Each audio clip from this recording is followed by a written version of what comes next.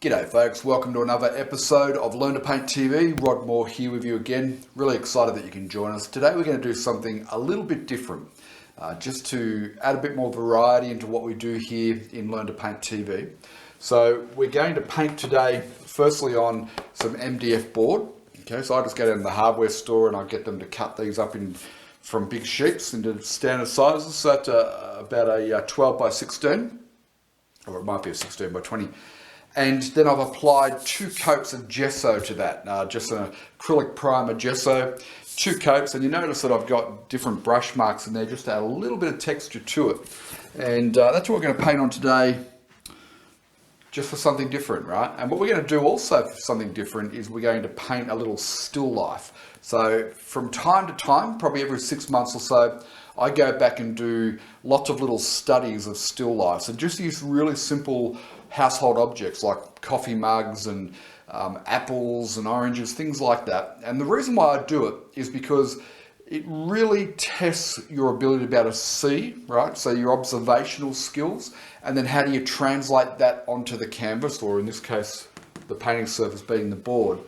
But for today's episode, we're going to do something really simple, just a simple combination of 2 of my favorite coffee mugs. There's some interesting light hitting on them. So we've got the dark side and we've got a light side, and we've also got the blue and white mug is reflecting into the red mug.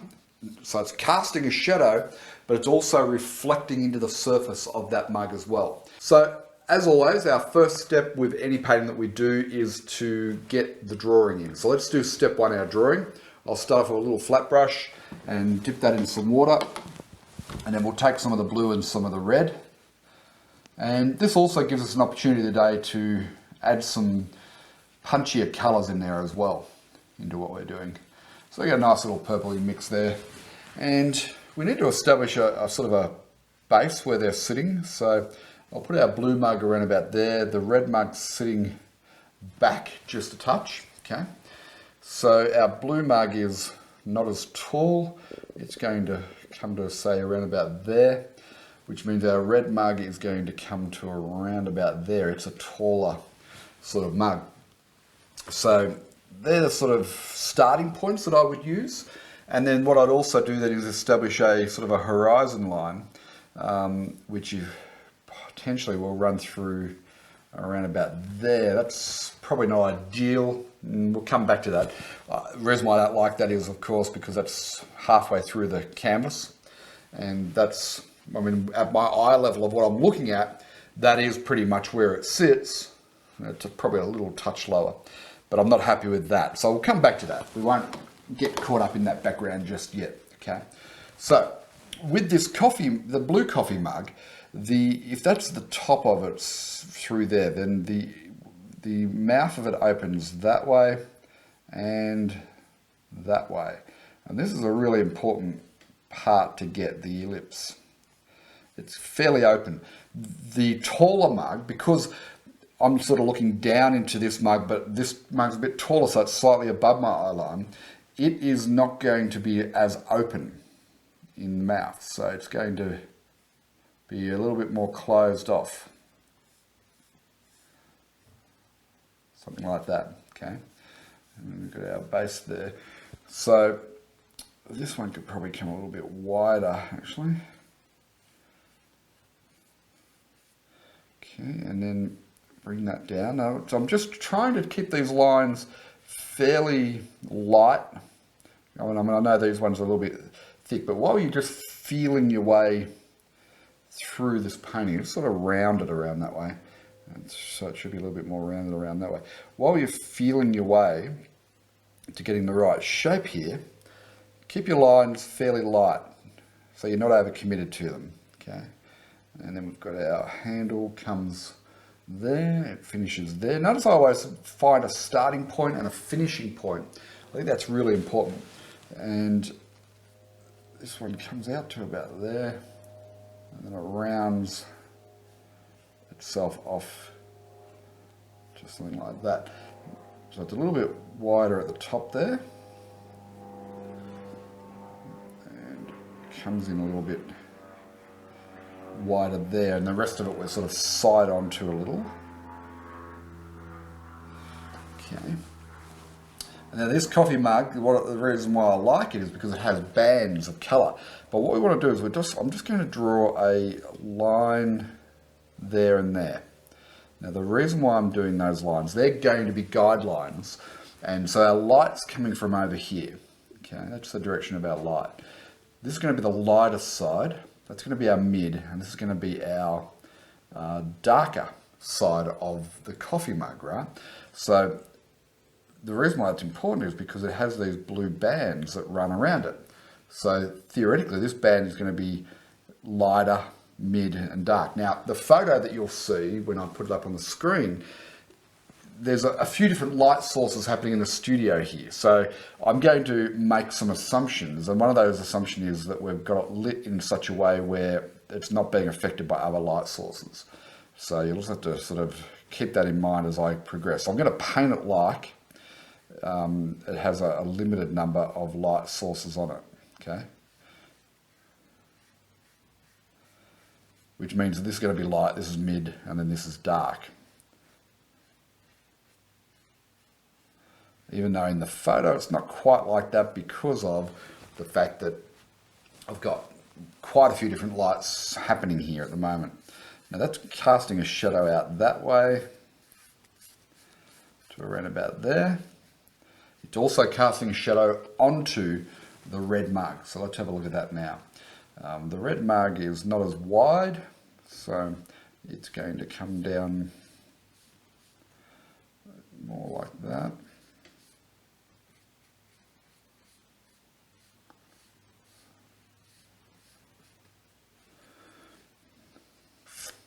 And runs that way. Its handle then is falling behind that coffee mug, so that's good from a compositional point of view, and it runs into around about there.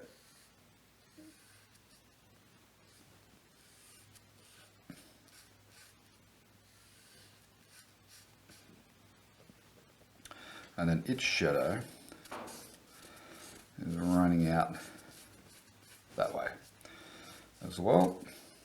Okay, so this blue mug is casting a shadow which is falling in through there, and keeping in mind that we'll also have light, mid and dark there. Okay, now being a still life, what typically you would do is you'd get to this point with your drawing, and then typically you would then come in and paint in some sort of background just to cut out what it is that we're doing. So we can have our highlights on this side. So I'm going to go slightly darker on this side. I won't paint in the whole background, but we'll go slightly darker with the background around there, and then we'll lighten it back that way. And I think we'll do it as a bluey grey. So it's going to be mostly the white. It's going to be blue and the red and the yellow.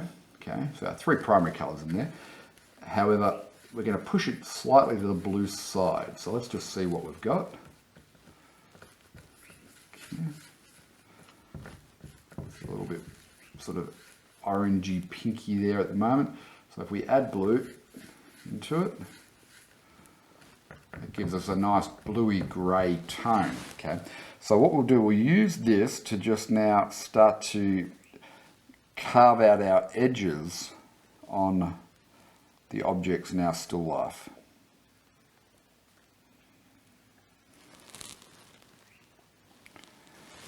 Okay.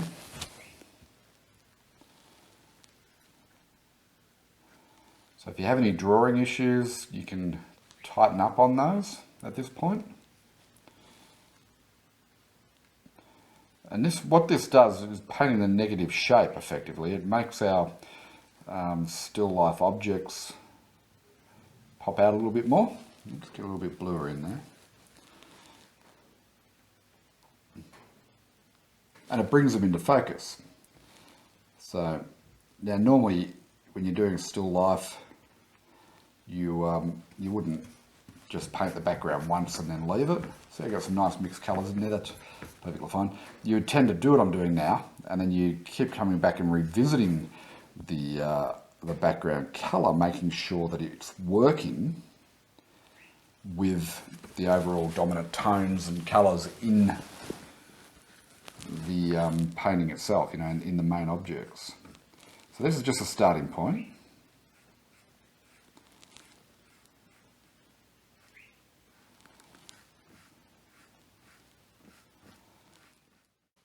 Okay, welcome back now, folks. We're now moving into step 3, or really it's a step 2, step 3 combined, a little bit different from how we'd normally do our landscapes and seascapes. Now going to start blocking in some of our colours and values into the mugs, and then we'll move into the step 3, which is the refinement, details, finishing touches and highlights. So I've got my ultramarine blue, alizarin crimson, yellow ochre. I've added up some cadmium scarlet for that red mug, and some titanium white. So let us get busy. So the first thing I want to do is get this shadow in here. So it's a cast shadow from this mug, which also means there needs to be a connecting shadow in through here, which we'll put in. So on the face of this red mug, it's red all the way around. It's lighter in this section, darker over here because our light's coming from here. So this shadow needs to be a dark red. So the way we're going to get our dark is obviously with our blue and our red there. So it's our cool red, the alizarin crimson, and our ultramarine blue. So we'll just mix those two together. However, it's a red mug that's in shadow. So we need to get a little bit of the local colour into that to really what we want is a dark red. It could be a little bit darker than that because this is a cast shadow, so a little bit more blue and alizarin crimson, but it's on the red side. Notice that? It's on the red side and it's a warmer shadow. So what I'll do is I'll just block that shadow in through there. And I want to get a nice painterly feel with this still life. So I'm not going to overly blend my paints. I'm going to really go for more chunky, thick paint here. Okay, so we know that this cast shadow is coming into play there and it's falling up against that mug, like so. Okay, now we could probably take that same shadow and just work that into here. Yeah, so don't overwork these paints. Let's see if we can get a nice sort of painterly feel with nice big brush marks and thick paint into our painting here today. Okay, there's our cast shadow going that way. And we can tidy up those edges. We'll come back in and rework the background colour. Okay.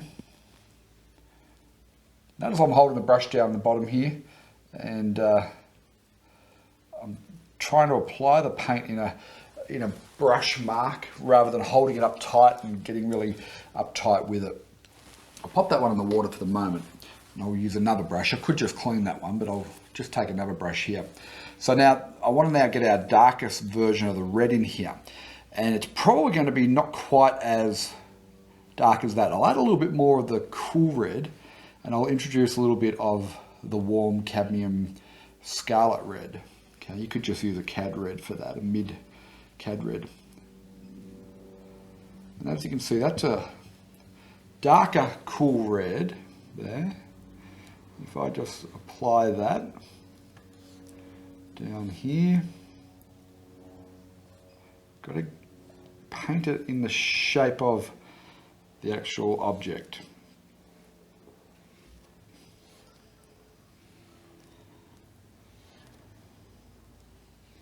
Okay, now if I muck up my edges here, again, don't worry, it's the same as with the shadows.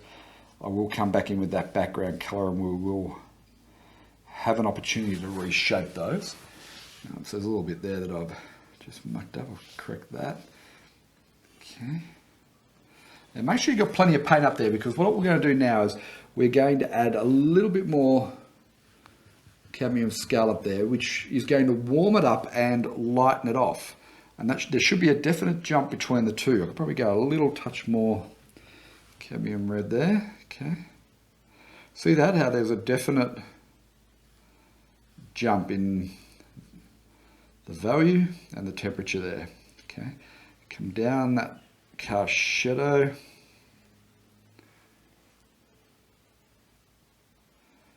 Like so, and then where there's the join is, I'll just use my brush just gently and work that in. So now I've got a nice transition. Okay, and what we're trying to do is create the effect of the cup turning into the light. So this section over here needs to be a little bit darker. In fact, what we'll do is we'll just take the opportunity just to darken that now.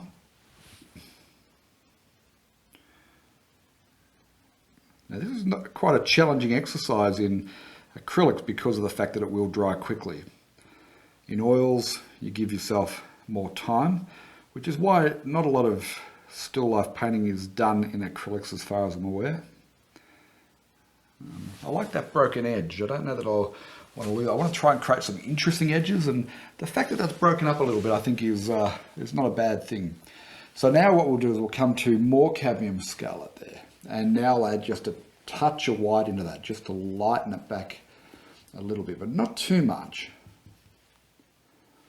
And I want to try and get pure colour in here. If I don't get pure colour in the first pass, I will come back in and add some nice rich colour. So now I want plenty of paint. I'm going to sweep up that paint. So I've got plenty of paint on the brush here. And we don't have a lot of this warm, lightest version because of that cast shadow. So we'll make the most of it while we can. Okay. And again, we'll just soften that edge in.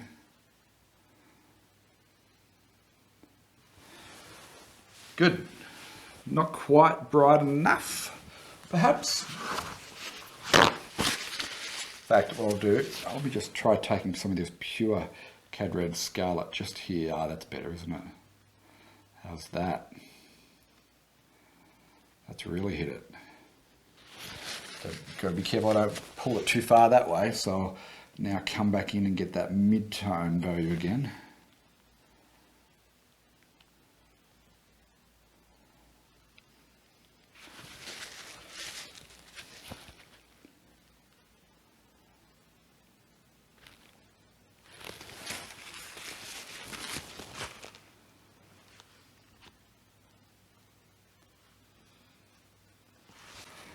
Very good. So now we've got the definite feel of this turning mug.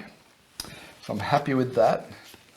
Next step is to get our blues in here. It's going to be our lightest version of the blue. Remember, I'm changing it just slightly from the actual photo because there's a lot of lights around. So I'm going to have a dark blue through there, a mid blue, and a light blue. So to get our dark blue, let's just pop a blue there, right? And then we'll take our two colours that we're mixing to get a dark, which is our blue and our red. Okay. In fact, I'll add a little bit more blue to that. That's probably what we want for our dark blue. So let me just work that in.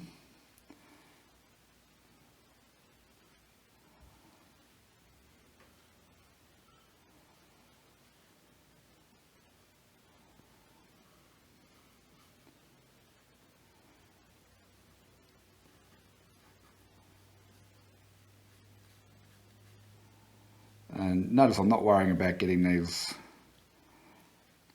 spaces exact. I'm going for a looser feel. Okay, so the middle one is probably going to be more this blue here. Pretty saturated color, but let's just test, right? And that's good, that works. So we'll pop that in.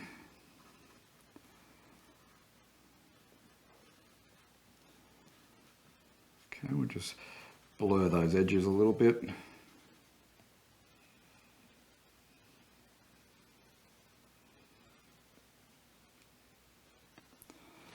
Get that rim started there.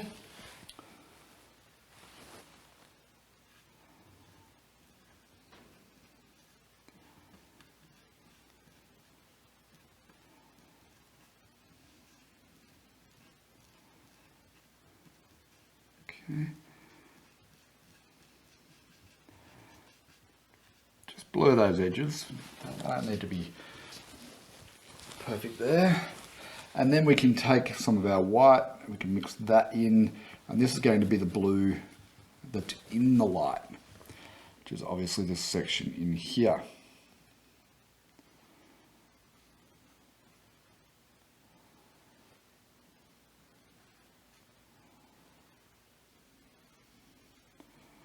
Just blur those edges together a little.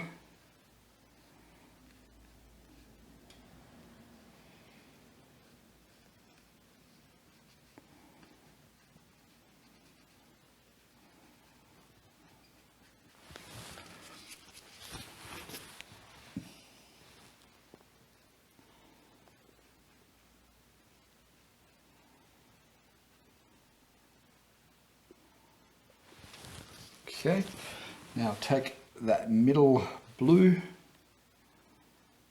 we'll just run that around the outside there.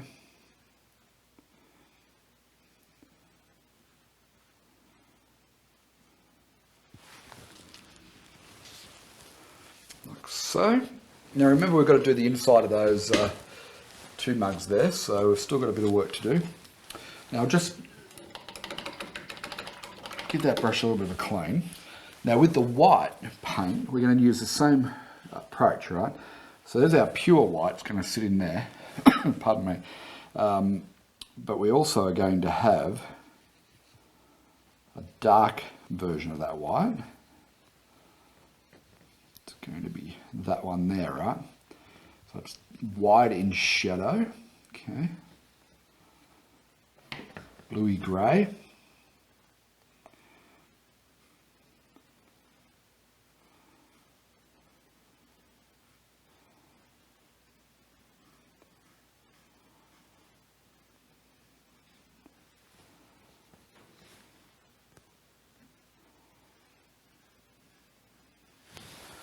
Like so. Now middle tone is going to have a fair bit more white in it, so I'll just mix some of that white to the edge, so it's tinted with that shadow colour.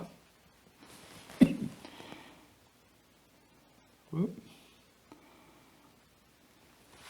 I slipped up into the blue there, so I'll pull that out of the brush.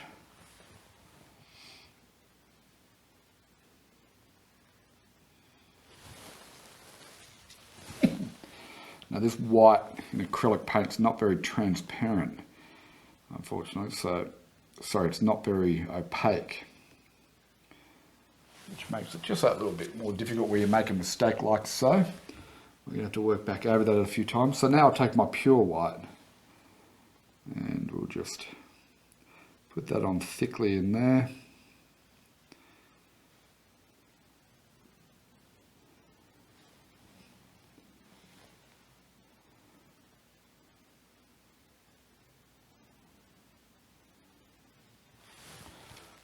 Like so.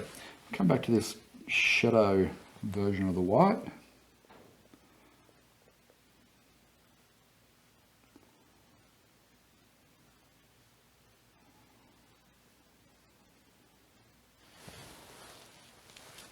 Pop that in. And this one here is a darker red. So I'll get that shadow version of the red in there.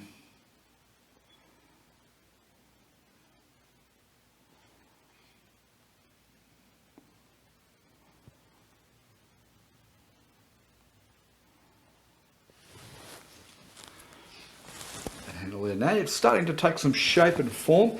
You can see a definite turn. It's a little bit rougher on the blue and white cup than on the red cup, but you can still definitely see that there's that turn in the cup overall.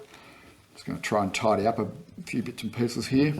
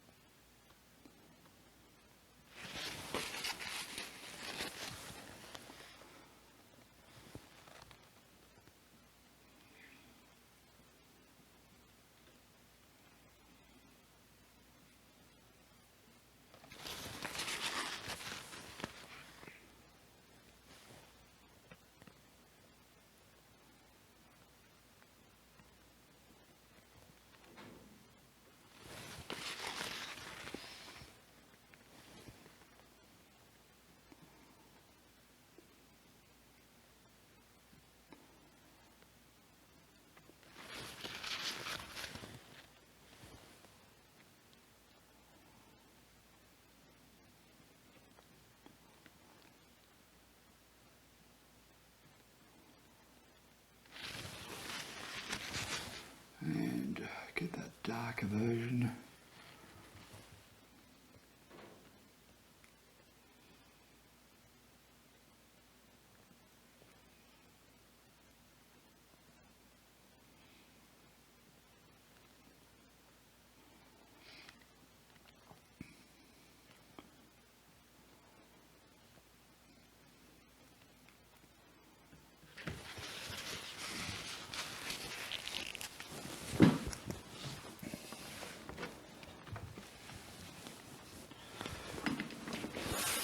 Okay, so it doesn't quite have the feel of the blue mug turning.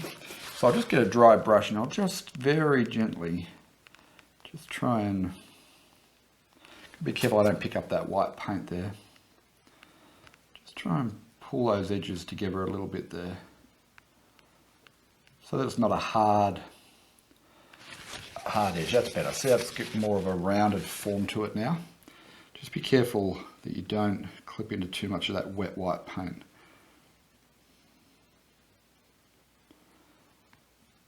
But just by softening it out like so,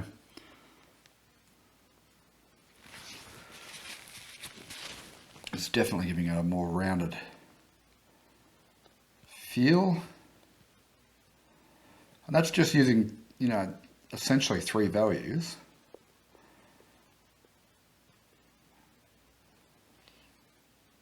Which goes to show you can create good representations of form with just 3 values.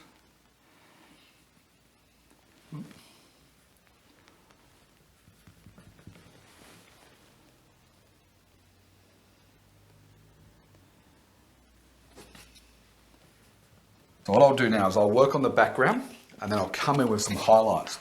We have some highlights just in here and here on the handle, touch on that handle, a bit on the rim, a few little bits and pieces like that. We'll just pull this painting together, but first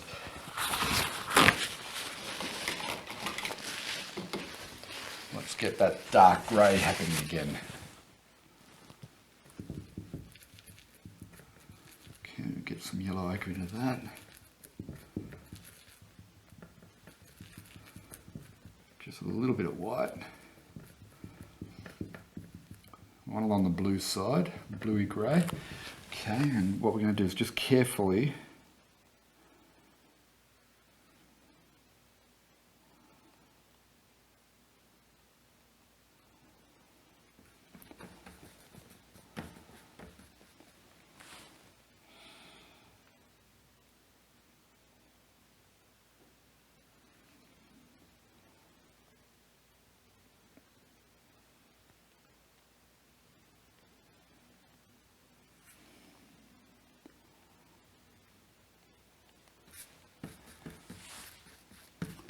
carefully work around those shapes. That's what I was saying.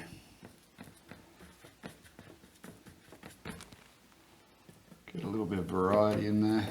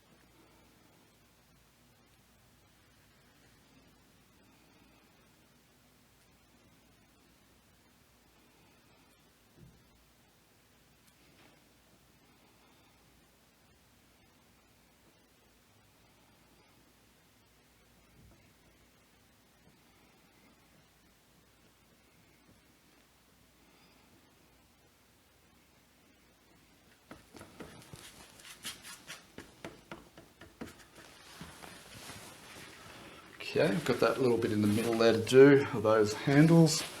That's perfectly fine. I'll just run.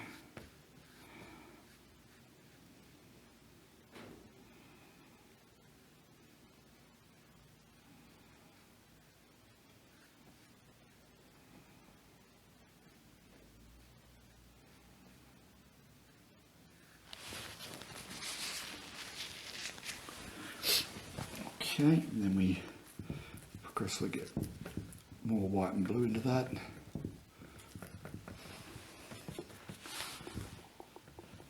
Going to go a little bit on the lilac side, but that's okay. If it does, there we go.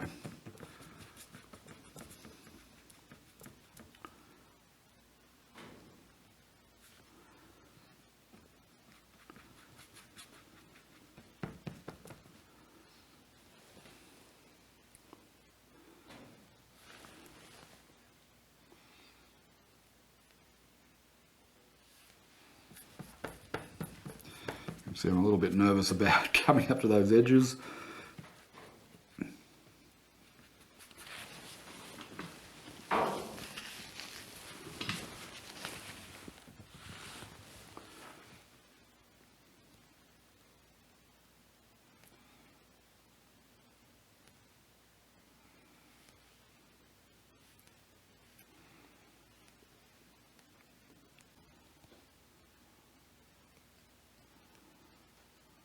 A bit of highlight there and there. There's just a little hint of it, the back of that handle there, before it gets blocked by the front mug, and just a little touch.